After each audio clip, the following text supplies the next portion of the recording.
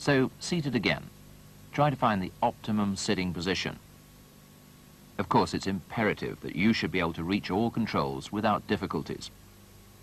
After all, here the driver will spend masses of time, and a small inconvenience in his sitting position could have a detrimental effect on him in the long run. To reach this optimum position, you can adjust the steering wheel in angle and height to your personal choice. Once behind the steering wheel, you'll see the curved instrument panel in front of you with the various operating functions. Find out where most essential functions are located and how to operate them. It looks rather silly if the wipers start working when you had intended to use your direction indicators. Light control switch with instrument panel illumination rheostat. Direction indicator lever and main beam switch.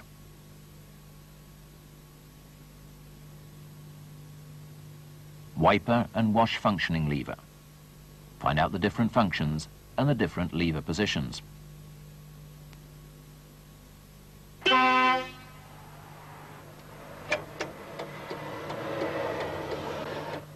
Traffic warning light. Ignition key. EDC engines are also stopped with this key, just like a car. If the truck is not equipped with an EDC engine, then the engine is brought to a standstill by pulling this knob. Turn the key to contact position, and the various control lights will light up. Is the gear lever in neutral? Turning the key further, and the engine will start. When the engine is started, most control lights will go out.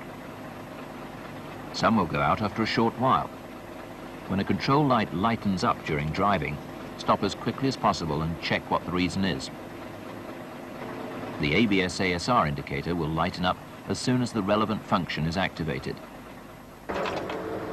When a cold engine is started, do not run it faster than 800 revs for the first few seconds in order to protect the turbo. With EDC engines, this function is electronically controlled.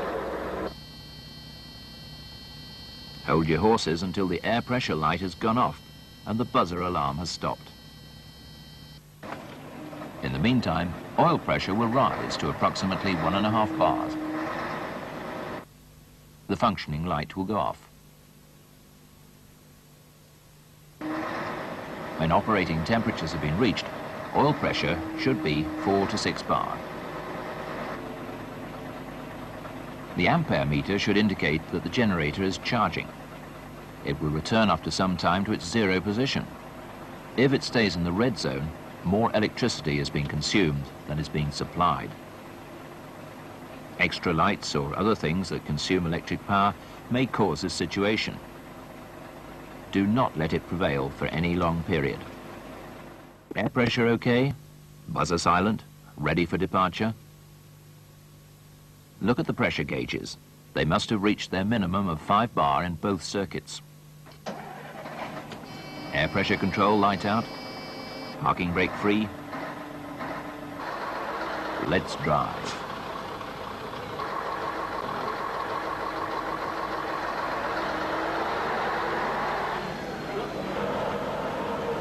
The engine, gearbox and rear axle will reach their operational temperature more quickly when they work.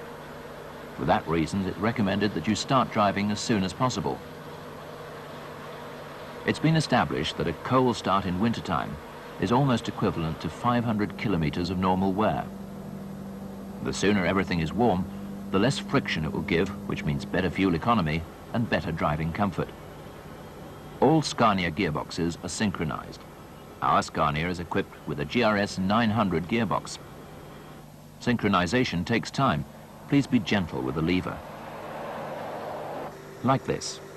And please don't force things. Double clutching is not needed at all. It can even be harmful to the clutch mechanism and the gearbox. Imagine climbing up a hill, fully loaded. You shift down from high to low range too fast. Most probably you'll end up in neutral and come to full stop. On the hill with 40 tons, it takes a steady hand. We'd like to inform you some more about the gearboxes and shifting gears. Here it is, the GRS 900, a 12-speed gearbox plus 2 crawler gears. First, the ring under the gear lever knob. It's the range, up and down, high and low range. On the side, the split toggle, low and high, pre-selection. And activated with the clutch pedal. Control light in the dashboard when the low split is activated. Now we'll delve deeper into the gear shifting pattern. Under normal conditions, our advice is to start as follows. Range down, split high, gear lever from neutral to 1 high.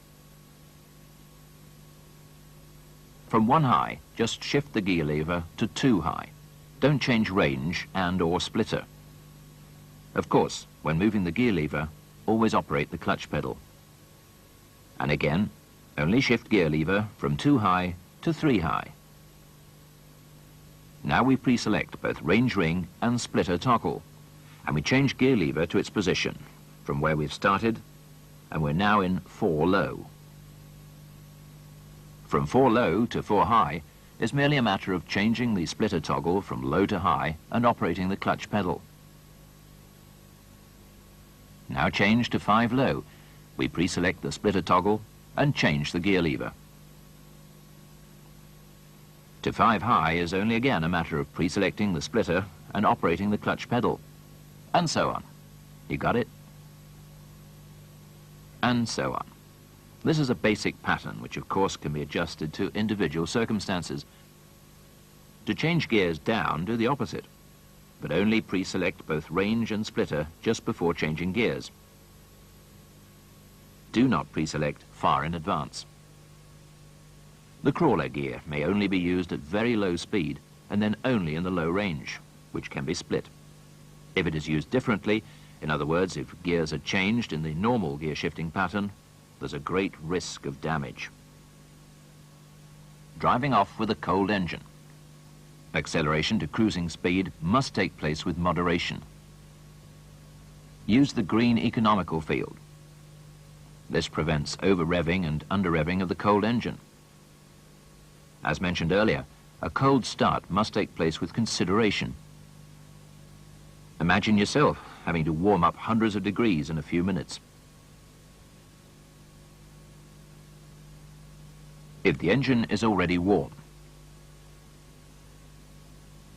the best and most economical way, which is the most pleasant for yourself, is speeding up. Accelerate to cruising speed as fast as possible, but now using the whole green field. At 80 kilometers per hour, the engine makes 1400 to 1500 revs. Now it's important to stay as much as possible in the green field without braking or accelerating. Hold back the acceleration pedals as much as possible. What's keeping up your speed? Let it roll. Uphill, climbing. Let the engine do the work. Not you by changing gears too often. Reduce the revs until around 1200 and see if the engine holds up. There's a good chance it will. If not, shift down. The splitter gives you 200 revs more and is very fast.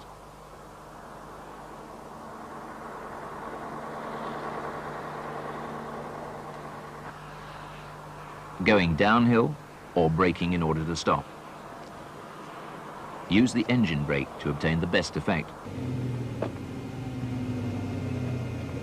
Keep the revs in the yellow field. Shift down the gears, even 2 steps at the same time. However, avoid the red rev field.